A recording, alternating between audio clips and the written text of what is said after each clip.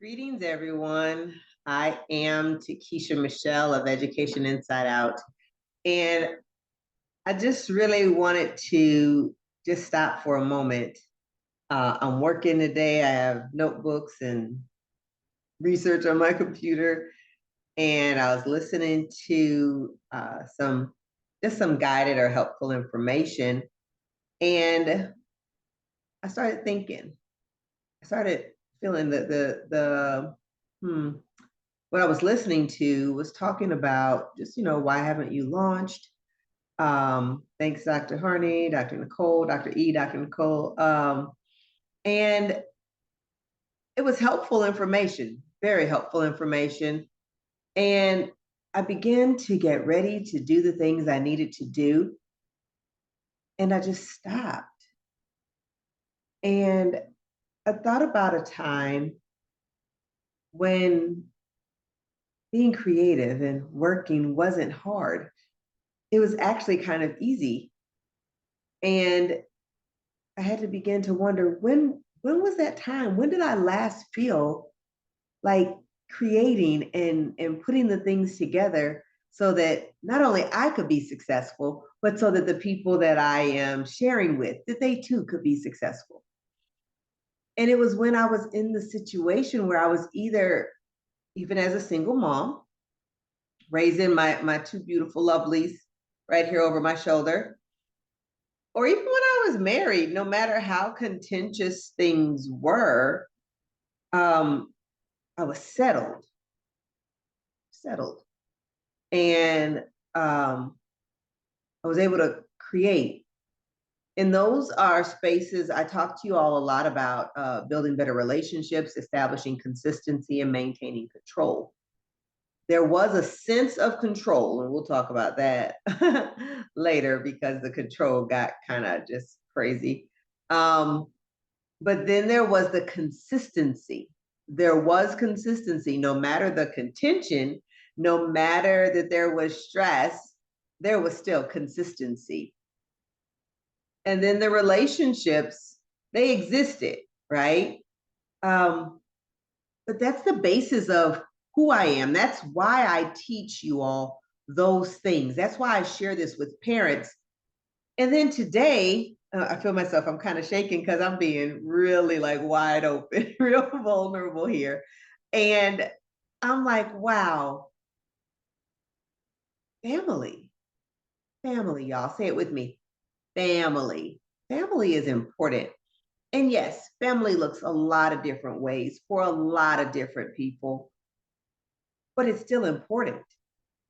I was looking, I had to, as I was dealing with my own self, and I'll share more about me and how I arrived at this today. I went and looked up some statistics, right? So, y'all, this is really kind of awful. But in 2022, there were 2.7 million divorces in 45 states. 45 states. Only 45 states even report it, right? The other 5 states don't even report. So of 45 states in the United States of America, 2.7 million divorces happened. Okay, hold on to that information, okay? In 2023, 2.5 million. Now there was a decrease, which is great. I've seen a lot of focus on maintaining marriages and doing the work to maintain a marriage. And I know some marriages have to dissolve for different reasons that are just unforeseen, unsuspected, unexpected. But millions, millions of people couldn't figure out how to make it work. Now, listen, I'm in that number. 2023, I'm in that number. Okay. And, I understand it. I know the basis of it. But the fact that I'm in the millions of people, I didn't even like being a statistic when I found out I was becoming a teen mom. I didn't even like that statistic. I really don't like this one. Now, did I do much to change it? I did not. But I also didn't do much in the beginning to ensure that I was making a best choice. Best choice. best choice, Takesha Michelle? Why are you focusing on best choice? Well, because in in that same time, 2022, 2023, 10 to 15, there's a bit of a discrepancy depending upon, because again, people identify households, single family households, a bit differently. So the research, somewhere between 10 and 15 million children are living in single family homes. I'm sorry, single parent homes. 10 to 15 million. It's a standard now, y'all. It's a standard to get married and get divorced. The standard. It's also a standard to have children without being with the person who their father or their mother is. That too is a standard.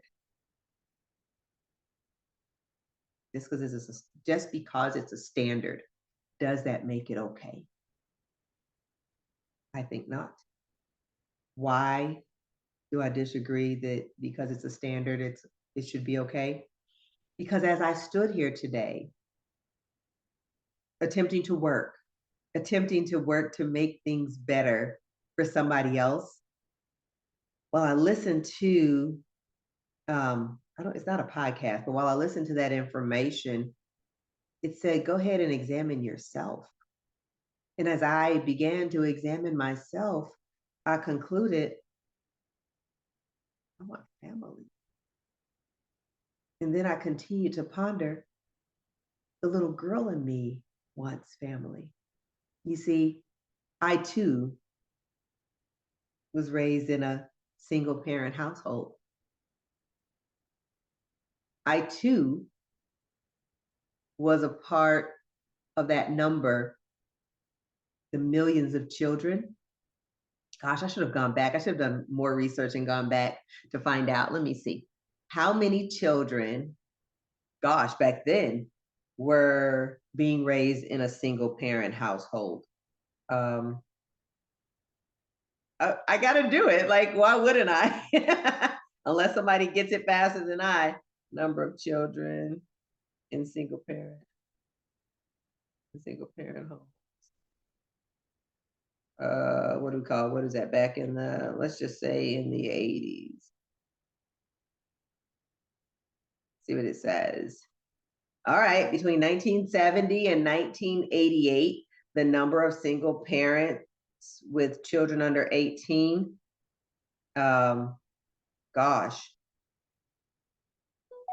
9.4 million. Wasn't much different. It's been consistent. I talk about consistency. We've been able to get the wrong thing consistent for a long time now. Why? And then we wonder why there are the problems there are in the world that we live in. We can't even decide to choose the right person to start family with. We can't seem to even decide to honor our commitments.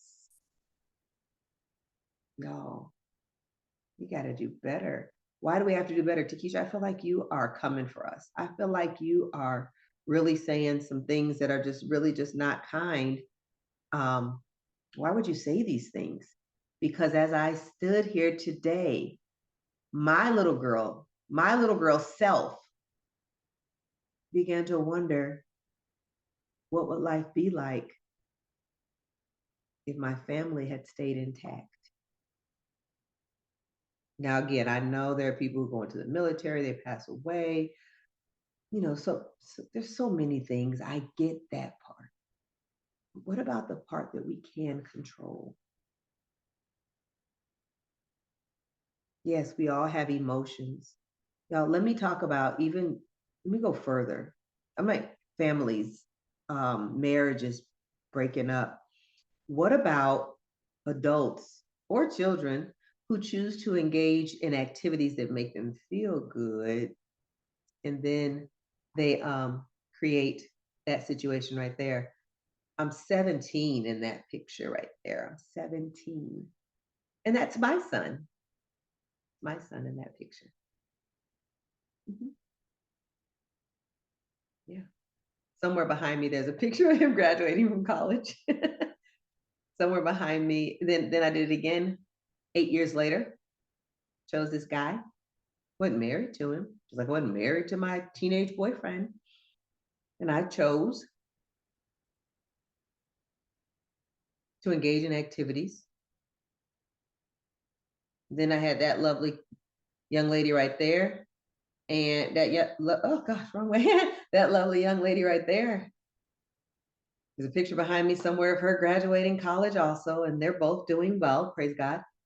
But y'all, I made those choices, and then they didn't have the family either. I remember conversations with them. Mom, why? Mom, where is he? Mom, why doesn't he have time? I had to field those questions. I had to come up with answers for them, and then I had to make it better. But it all started because I made a choice. What choices are you making? Or have you continued to make? Those are my two. And then when I got married, then I got mixed up in all of the things that had never been resolved with him and his, and then the things that were unresolved with me and mine. We brought that all together. And here we are today. I still have conversations with my children who are adults, who are still trying to navigate some things because of choices I made. And I'll be doing that forever because my name is Mom. What about you? Mom, Dad, what kind of questions are you having to answer?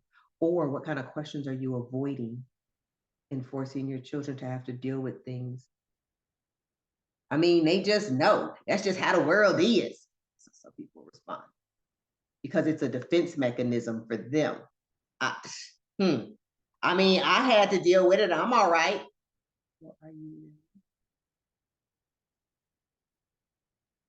Will they be making that same statement in as many years? So I encourage you, y'all, we got to get our own selves together. All of us as adults, right? We got some things we need to deal with, right? We want that. I want family. I don't know about you. I want family. I love my children. I've loved them and I love raising them. And I miss them having grown up. No, wait, hold on. I missed the time. That didn't sound right. I missed the time that I was able to spend raising them. And now there's the same piece that was missing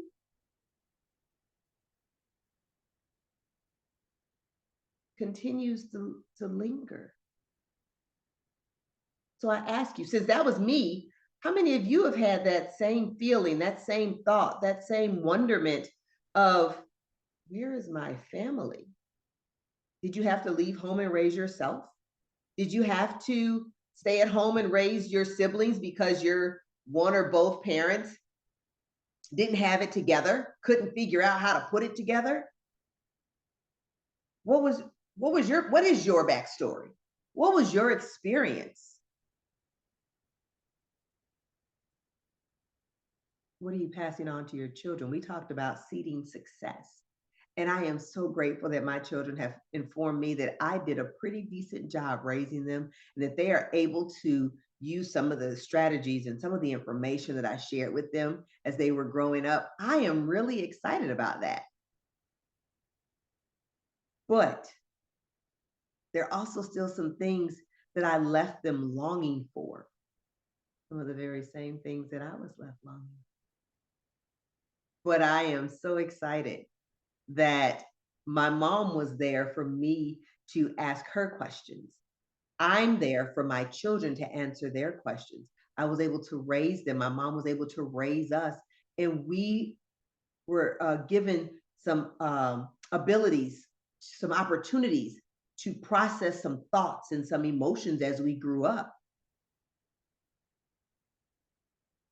we're special. Don't get me wrong. We are very special. My siblings and I, my children and I, we're all very special, right? My mom and my dad, all of everybody's special, right? Wonderful, special. Everything's, we're pretty great people with issues.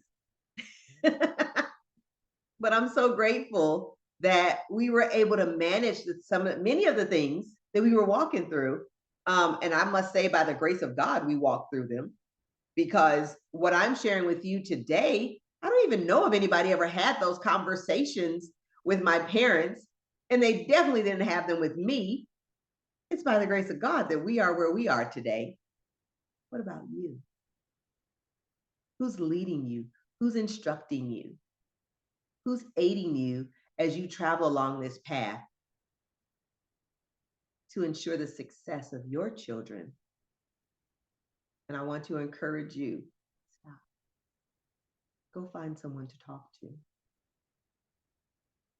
If you have 1, 2, 5, 7 children and multiple fathers, imagine this. I'm going to leave you with this. In order to give yourself or your children family, and this is how life used to look, right? Family had a large piece of property, and they all lived on the property somewhere, right? What if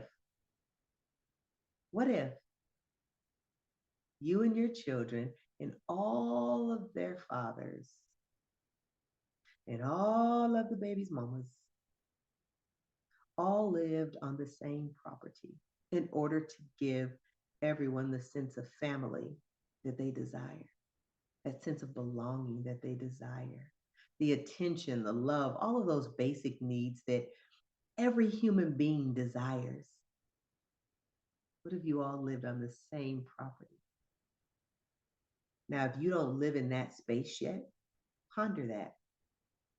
In order to give myself or my children family, could I live in the space with all of the parents? Could they live in the space with all of the parents? If you have any questions or want to share your thoughts, please leave them in the comments. Check me out at Takesha Michelle on Takesha Michelle EDU Inside Out here on YouTube. Subscribe, tell your friends if they're looking for a parent empowerment specialist, for someone to help guide them along their way to ensure the success of their children, to contact me, and myself or another parent advocate will help you to ensure the success of your children. I am Takesha Michelle, and I look forward to talking to you again very, very soon. Bye-bye.